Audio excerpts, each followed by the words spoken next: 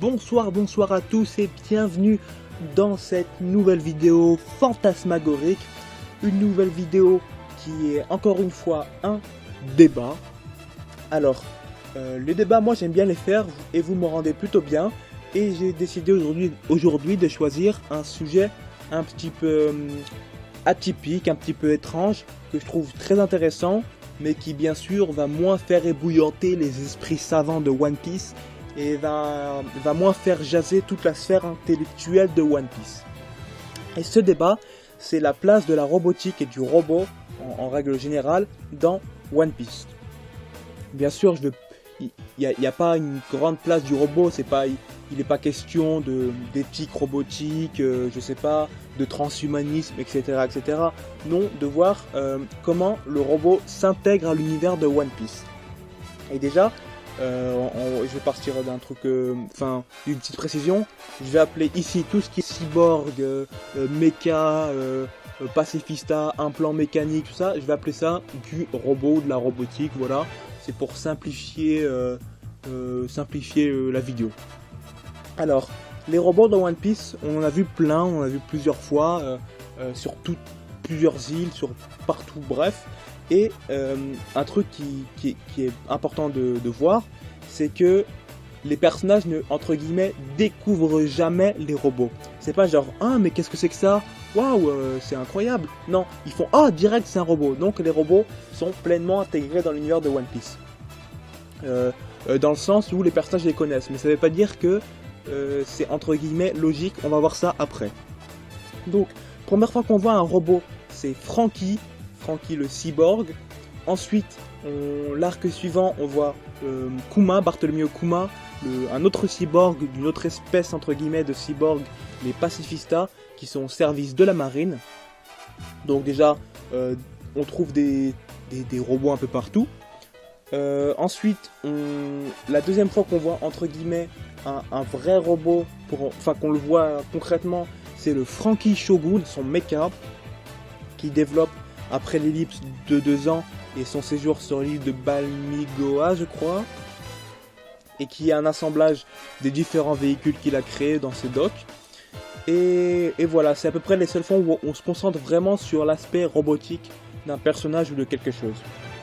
Mais on en voit aussi à d'autres endroits, à d'autres périodes, comme par exemple le robot qui est sous les ordres de de Kaido, qui se trouve sur l'île enneigée et que DS Drake agresse apparemment, ou encore de manière vraiment anecdotique quand on voit des personnages à Marineford, il y a un géant je crois qui a un canon à la place du bras et ça fait assez robot. Voilà, tout ça pour vous dire que des robots dans One Piece, c'est pas limité à une seule île comme je sais pas les jouets par exemple, c'est diffusé. Ensuite, on pourrait se poser la question sur est-ce que la présence des robots est entre guillemets justifiée. Alors, dans l'univers de One Piece, on sait que les îles ont des développements différents. Certaines îles sont bloquées à l'ère préhistorique, comme Little Garden par exemple. D'autres îles sont dans ce qu'on pourrait appeler des ères futuristes. Ça, je vous l'ai déjà dit, c'est le royaume de Balmigoa. Ensuite, on sait qu'il y a des personnages qui ont aussi de l'avance sur leur époque. Vegapunk par exemple, je crois qu'on nous dit qu'il a 400, 500 ou 600 ans d'avance sur ses contemporains. Essayez par exemple de vous projeter, est-ce que supposons que vous ayez 500 ans d'avance, c'est possible que les autres personnes ne trouvent ça... si on arrivait à ramener des inventions de 500 ans dans le futur, ça paraîtrait bizarre dans notre époque. Donc il y a un petit décalage, mais il serait justifié. Mais attention, l'univers ne justifie pas tout. Parce que oui, même si la présence des robots est, entre guillemets, justifiée, ça justifie pas tout. Je vais prendre l'exemple d'un autre manga assez connu, c'est Naruto. Dans Naruto, plusieurs fois, on voit des ordinateurs, des écrans, des caméras, des transmetteurs, plein d'électronique.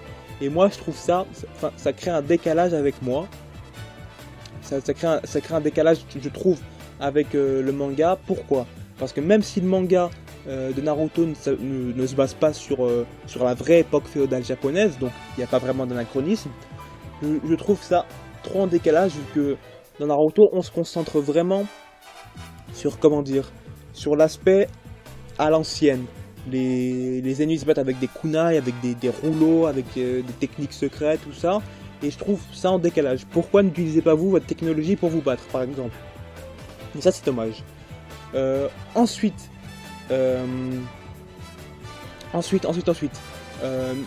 pour One Piece, j'ai un aspect un peu plus nuancé. Pourquoi? Parce que dans One Piece déjà, on trouve de tout.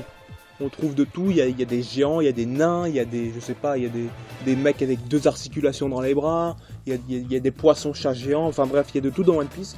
Donc apporter des robots, c'est un délire d'Oda, c'est un de ses choix, il aime les robots.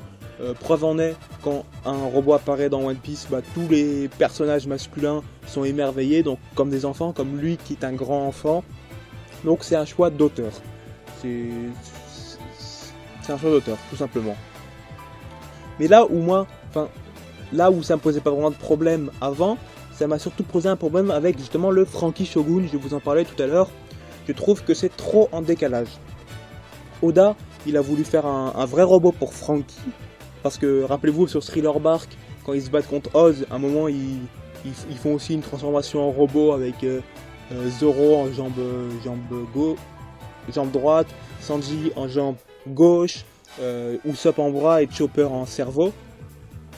Et justement, il a voulu faire, je pense, une espèce d'évolution après l'ellipse, en montrant que oui, il a réussi à créer son robot et c'est un grand taré.